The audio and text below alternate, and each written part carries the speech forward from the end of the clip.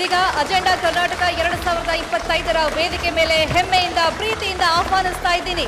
ನಾಡಿನ ಜನಪ್ರಿಯ ಉಪಮುಖ್ಯಮಂತ್ರಿಗಳು, ಕನಕಪುರದ ಬಂಡೆ, ಟ್ರಬಲ್ ಶೂಟರ್, ಕೆಪಿಸಿಸಿ ಅಧ್ಯಕ್ಷರು ಆಗಿರುವಂತ ಶ್ರೀ ಡಿ.ಕೆ. ಶಿವಕುಮಾರ್ ಅವರು ವೇದಿಕೆ ಮೇಲೆ ಬರಬೇಕು. ಇನ್ನು ಅವರನ್ನ ನಮ್ಮ political bureau head Chidananda Patel ವೇದಿಕೆ ಮೇಲೆ ಕರೆತರಬೇಕು. ಇನ್ನು ವೇದಿಕೆ ಮೇಲೆ ಆಹ್ವಾನಿಸ್ತಾ ಇದ್ದೀನಿ editorial adviser south network 18 D P. Satish ಅವರು, ನ್ಯೂಸ್ 18 ಕನ್ನಡದ ಎಡಿಟರ್ ಹರಿಪ್ರಸಾದ್, ಹಾಗೆಯೇ marketing head ILC Pankaj Soni ಅವರು.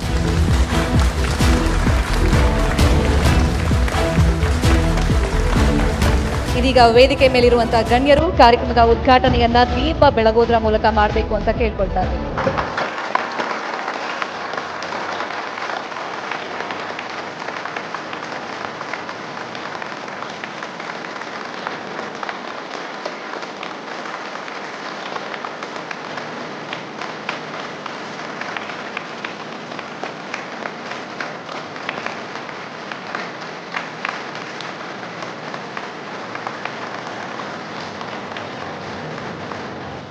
ಉದ್ಘಾಟನೆಯಲ್ಲಿ ಕೈ ಜೋಡಿಸಿದಂತ ಎಲ್ಲ ಗಣ್ಯರಿಗೂ ಧನ್ಯವಾದಗಳನ್ನು ತಿಳಿಸ್ತಾ ನಮ್ಮ ಮೊದಲನೇ ಸಂವಾದ ಭವಿಷ್ಯದ ಕರ್ನಾಟಕ.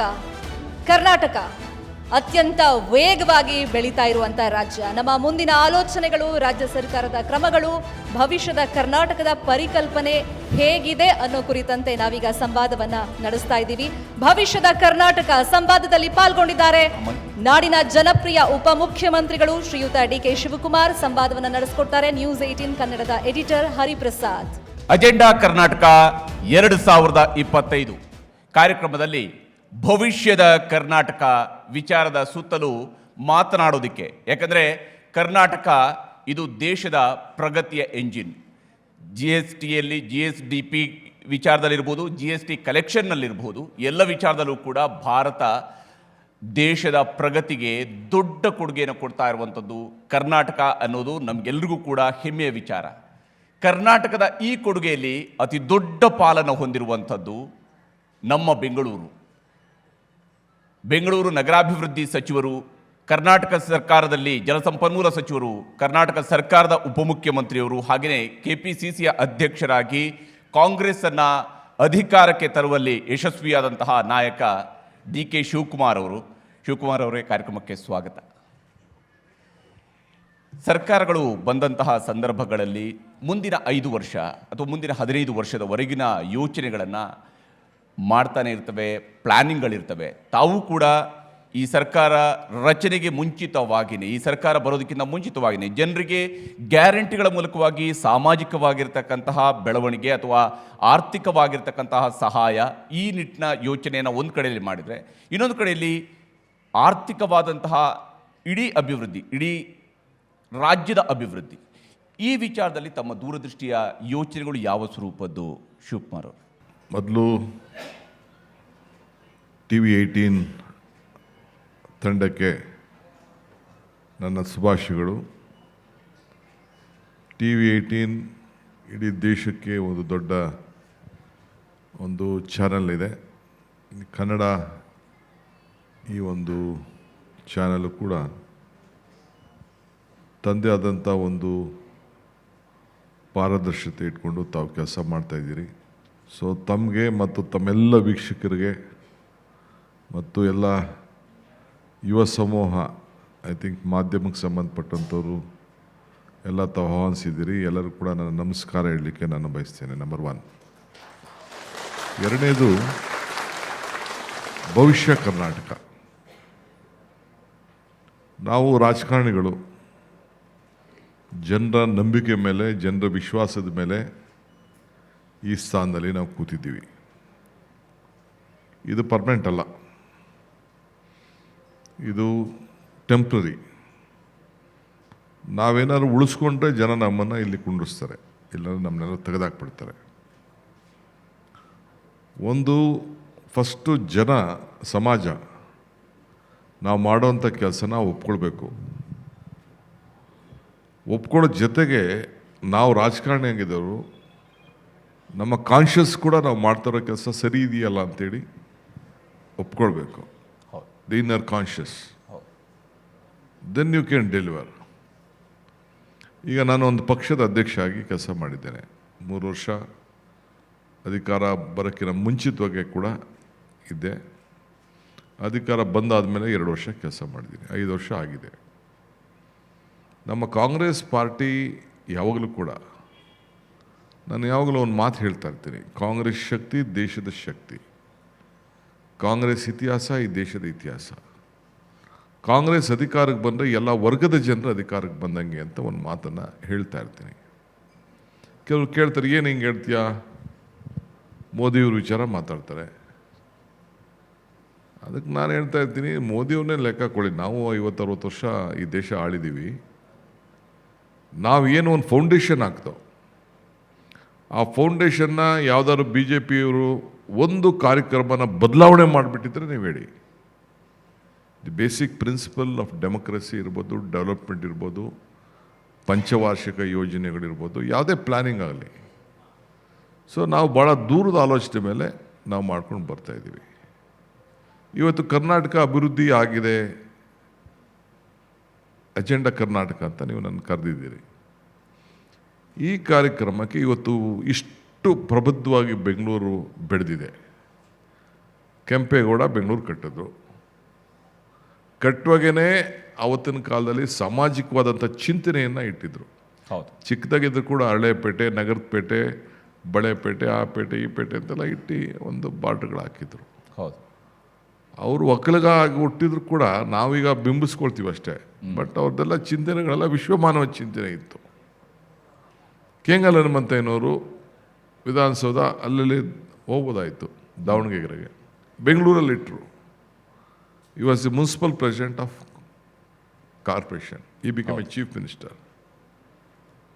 ಅವರ ದೃಷ್ಟಿ ಈ ಒಂದು ಕರ್ನಾಟಕ ರಾಜ್ಯದಲ್ಲಿ ಇಲ್ಲಿರೋದ್ರಿಂದ, ಬೆಂಗಳೂರು ಇಲ್ಲಿರೋದ್ರಿಂದ ಇಷ್ಟು ದೊಡ್ಡ ವಿಶ್ವಕ್ಕೆ ಬೆಳೆದಿದೆ. ಸೊ ಹಂಗೆ ನಾಯಕರುಗಳು ಅವ್ರದ್ದೇ ಆದಂಥ ಕಾಂಟ್ರಿಬ್ಯೂಷನ್ ಮಾಡಿದೆ. ಇಷ್ಟಿಷ್ಟು ಮಕ್ಕಳೆಲ್ಲ ಇಲ್ಲಿ ಕೂತಿದ್ದಾರೆ, ಸ್ಟೂಡೆಂಟ್ಸ್ ಇದ್ದಾರೆ, ಯಂಗ್ಸ್ಟರ್ಸ್ ಇದ್ದಾರೆ. They are not seen students of Bangalore. ಅವರೆಲ್ಲ ಗ್ಲೋಬಲ್ ಸ್ಟೂಡೆಂಟ್ಸ್. ಅವರು ಇಡೀ world is looking at them, ಇಡೀ India is looking at them. ಹೌದು. ಸೊ ನಾವು ಇಲ್ಲೊಂದು 270 ಇಂಜಿನಿಯರಿಂಗ್ ಕಾಲೇಜ್ ಇದೆ, 67-9 ಮೆಡಿಕಲ್ ಕಾಲೇಜಸ್ ಇದೆ, 1500 ನರ್ಸಿಂಗ್ ಕಾಲೇಜ್ ಇದೆ, ಸುಮಾರು 670 MBA ಕಾಲೇಜಸ್ ಇದೆ. ಇಲ್ಲಿ ಯಾರು ಎಕ್ಸ್ಪರ್ಟ್ಸ್ ಇದ್ದರೆ ನಿಮಗೆ ಕ್ವಶನ್ ಮಾಡೋಕ್ಕೆ ಹೇಳಿ, ಈ ದೇಶದ ಯಾವ ರಾಜ್ಯದಲ್ಲಿ ಇಷ್ಟಿದೆ ಅಂತ. ನಮ್ಮ ಮಹಾರಾಷ್ಟ್ರ ದೊಡ್ಡ ರಾಜ್ಯ, it is a financial capital of this country, no doubt. Bombay. ಹೌದು. ಆ ಬಾಂಬೆಗಿಂತ ಜಾಸ್ತಿ ಮೆಡಿಕಲ್ ಕಾಲೇಜಸ್ಸು, ಇಂಜಿನಿಯರಿಂಗ್ ಕಾಲೇಜಸ್ ನಮ್ಮಲ್ಲಿದೆ. ಇವತ್ತು ಯಾರು ದೊಡ್ಡವರು, ಈಗ ಜಿಂದಲ್ ಇದ್ದಾರೆ, ನಮ್ಮ ಬಿರ್ಲಾ ಕಡೆಯವರು ಇದ್ದಾರೆ, ಮಹೇಂದ್ರ ಇದ್ದಾರೆ. ಅವ್ರ ಮಕ್ಕಳನ್ನೆಲ್ಲ ಬೆಂಗಳೂರಲ್ಲಿ ಬಂದು ಇಂಜಿನಿಯರಿಂಗ್ ಕಾಲೇಜ್ ಓದಿಸೋರು ಅವರು ಆವತ್ತಿನ ಕಾಲದಲ್ಲಿ. ಈಗ ಅವರೆಲ್ಲ ನೋಡಿಬಿಟ್ಟು ಅವ್ರದ್ದೇ ಅಂತ ಇನ್ಸ್ಟಿಟ್ಯೂಷನ್ಸ್ ಅವ್ರು ಮಾಡಿದ್ದಾರೆ.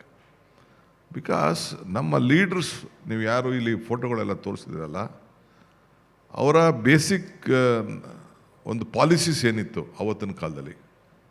ನಾನು ಹಿಂದೆ ಯಾವುದೋ ಒಂದು ಸಂದರ್ಭದಲ್ಲಿ ಹೇಳಿದೆ, ಒಂದು 4 ನಮ್ಮ ಬ್ಯಾಂಗ್ಳೂರು ಇಂಟರ್ನ್ಯಾಷನಲ್ ಏರ್ಪೋರ್ಟ್ ಫೌಂಡೇಶನ್ ಬಂದಾಗ ವಾಜಪೇಯಿ ಅವರು ಬಂದಾಗ ಪ್ರೈಮ್ ಮಿನಿಸ್ಟರ್ ಆಗಿದ್ದು, ನಾನು ಅರ್ಬನ್ ಡೆವಲಪ್ಮೆಂಟ್ ಮಿನಿಸ್ಟರ್ ಇದ್ದೆ. ಆಗ ನಾನು ಅಸೆಂಬ್ಲಿಲೂ ಹೇಳಿದ್ದೆ, ಬೇರೆ ಕಡೆನೂ ಹೇಳಿದ್ದೀನಿ ಈ ಮಾತನ್ನ. 4-5 ಜನ ಪ್ರಧಾನಮಂತ್ರಿಗಳು, Japan prime minister, China prime minister, British prime minister, ಇನ್ನೊಬ್ಬ prime minister, 4 prime minister within a span of 3 months Bengaluru ಬಂದಿದ್ದರು. ಹೌದು. IT-BT ಎಲ್ಲ ನೋಡೋಕ್ಕೆ ನೀವೆಲ್ಲ ಮಾಧ್ಯಮದ ಲೋಕಲಿದ್ರಿ. ವಿಧಾನಸೌಧ ಬ್ಯಾಂಕ್ವೆಟ್ ಅಲ್ಲಿ ಫೌಂಡೇಶನ್ ಆಗ್ತು, ಅಲ್ಲಿ ಹಾಕಲಿಲ್ಲ. ಆಗೇನು ಹೇಳಿದ್ರು, there was a time when the world leaders used to come to first Delhi, they used to go to Chennai, they used to go to Bombay, they used to go to Calcutta, they used to go to Hyderabad. Then they, before going there, first they used to come and they used to come to respective state headquarters. Now the time has changed. Those leaders are first coming to Bangalore, then they are coming to Delhi ಅಂತ ಅಟಲ್ ಬಿಹಾರಿ ವಾಜಪೇಯಿ ಹೇಳಿದ ಮಾತು. ಸುಮ್ಮನೆ ಹೇಳ್ತಾರ, ಇಲ್ಲಿ Congress government ಇದೆ, ಅಲ್ಲಿ BJP government ಇದೆ. So ನಮ್ಮ ಬೇಸಿಕ್ ಕ್ವಾಲಿಟಿ ಆಫ್ ಎಜುಕೇಷನ್, ನಮ್ಮ ಮಕ್ಕಳಲ್ಲಿರೋಂಥ ಆ ವಾಕ್ಚಾತುರ್ಯತೆ, ನಮ್ಮಲ್ಲಿರುವಂಥ ಮೆಮೊರಿ, ನಮ್ಮಲ್ಲಿರುವಂಥ ಮ್ಯಾಥಮೆಟಿಕ್ಸು. ಯಾಕೆ ಅವತ್ತಿನ ಕಾಲದಲ್ಲಿ ಮಹಾರಾಜರ ಕಾಲದಲ್ಲೇ ಟಾಟಾ ಇನ್ಸ್ಟಿಟ್ಯೂಟ್ ಯಾಕೆ ಇಲ್ಲಿ ಬೆಂಗಳೂರಲ್ಲಿ ಆಯಿತು? Tata institute is one of the premier. ಅವತ್ತಿನ ಕಾಲದಲ್ಲಿ 100 ಎಕರೆ ಕೊಟ್ಬಿಟ್ಟು ಹೌದು. ಇಲ್ಲಿ ಆ ಜ್ಞಾನದ ಮಾನವನ ಸಂಪನ್ಮೂಲ ಇದೆಯಲ್ಲ, ಯು ಕಾಂಟ್ ಮ್ಯಾಚ್ ದಟ್. ಜೊತೆಗೆ ನಿಮ್ಗಿರುವಂಥ ಪ್ರಕೃತಿ. ಈಗ ನಾನು ಇಲ್ಲಿಗೆ ಬಂದೆ, ನನಗೆ ಯಾರೋ ಕೋಟ್ ಹಾಕ್ತೀನಿ ಅಂತ ನನ್ನ PA ಬೇಡ ಸಾಕಪ್ಪ ಇದೆ ಅಂತಂದೆ ನಾನು. ಇಲ್ಲಿರೋಂಥ ಕಲ್ಚರು, ವೆದರ್ ಇದೆಯಲ್ಲ, ಹೌದು. This can't match across the world. I am telling you. ಬಿಸಿ ಇರ್ತದೆ ತಮಿಳ್ನಾಡಿಗೆ ಹೋಗಿ, ಡೆಲ್ಲಿಗೆ ಹೋಗಿ, ವಿಪರೀತ ಚಳಿ ಇರ್ತದೆ ಒಂದು ಸೀಸನಲ್ಲಿ. ಇಲ್ಲಿ ಹಂಗಿಲ್ಲ. ಒಂದು ತಿಂಗಳು ಸ್ವಲ್ಪ AC ಗಿಸಿ ಹಾಕ್ತೀರಿ ನೀವು ಅಷ್ಟೇ. ಪ್ರಪಂಚದ ಎಲ್ಲ ಜನ ಕೂಡ ಇವತ್ತು ಹೆಲ್ತ್ ಕೇರ್ಗೆ, it has become a tourist, health tourism ಇಲ್ಲಿ ನಡೀತಾ ಇದೆ. ಅಲ್ಲಿ ಅಮೇರಿಕಲ್ಲಿ ನೀನು 1 ಲಕ್ಷ ಖರ್ಚು ಮಾಡೋನು ಇಲ್ಲಿ ಬರೀ 10-15 ಸಾವಿರ ರೂಪಾಯಿಗೆ you can have your operations done. ಆ ಥರ ಪರಿಸ್ಥಿತಿ ಇದೆ. ಬೇಕಾದಷ್ಟು ಜನ ನಮ್ಮ ಹಾರ್ಟ್ ಅಲ್ಲೇ ತೆಗೆದುಕೊಳ್ಳಿ. ಈಗ ನಮ್ಮ ಹೆಲ್ತ್ ಸೆಕ್ಟರಲ್ಲಿ ನಾವೇನು ರೆವಲ್ಯೂಷನ್ ಆಗ್ತಾಯಿದೆ ಇಡೀ ರಾಜ್ಯದಲ್ಲಿ, ಬೇರೆ ಕಡೆ ಈ ರೀತಿ ನೀವು ನೋಡ್ಲಿಕ್ಕೆ ಸಾಧ್ಯ ಇಲ್ಲ. ಆಮೇಲೆ IT ಇವತ್ತು ಕೂಡ ಅಮೇರಿಕಾಗೂ ಕೆಲಸ ಮಾಡ್ತಿದ್ದವರೆಲ್ಲ ವಾಪಸ್ ಬಂದು ಇಲ್ಲಿ ಮಾಡ್ತಾಯಿದ್ದಾರೆ. ಮೊನ್ನೆ ಯಾರೋ ನನಗೆ ಭಾಳ ದೊಡ್ಡ ಒಬ್ಬ ಅನಾಲಿಸಿಸ್ ಬಂದಿದ್ರು, I don't want to name him. ಈಗ ಫಾಕ್ಸ್ಕಾನ್ ಇಲ್ಲಿ ಬಂದಿದೆ, ಫಾಕ್ಸ್ಕಾನ್ ಬಂದಿದೆ, ಆ್ಯಪಲ್ ಫೋನ್ ಇದೆ, ಇಲ್ಲಿ ತಯಾರಾಗ್ತಿದೆ. 50,000 ಜನ ಅಲ್ಲಿ ಕೆಲಸ ಮಾಡ್ತಾಯಿದ್ದಾರೆ. ಅವರು ಹೈದ್ರಾಬಾದಲ್ಲೂ ಕೆಲಸ ಮಾಡ್ತಾಯಿದ್ದಾರೆ, ಚೆನ್ನೈಯಲ್ಲೂ ಮಾಡ್ತಾಯಿದ್ದಾರೆ ಫಾಕ್ಸ್ಕಾನ್. ಅವ್ರಿಗೆ ಟ್ರಂಪ್ ಎದುರಿಸ್ತಾ ಇದ್ದಾರೆ, ನಿಮ್ಗೆ ಅಷ್ಟಾಗ್ತೀವಿ ಇಷ್ಟಾಗ್ತೀವಿ ಅಂತ ಅಂದ್ಬಿಟ್ಟು. ಬಟ್ ಸ್ಟಿಲ್ ಎಂಟೈರ್ ಬೆಂಗಳೂರಲ್ಲಿ ತಯಾರಾಗಂಥ ಫೋನ್ಗಳೆಲ್ಲ ತಿರ್ಗಿ ಅಲ್ಲಿಗೆ ಎಕ್ಸ್ಪೋರ್ಟ್ ಆಗ್ತಿದೆ. ಅವ್ರು ಕೇಳಿದೆ ಏನು ಸಮಾಚಾರ?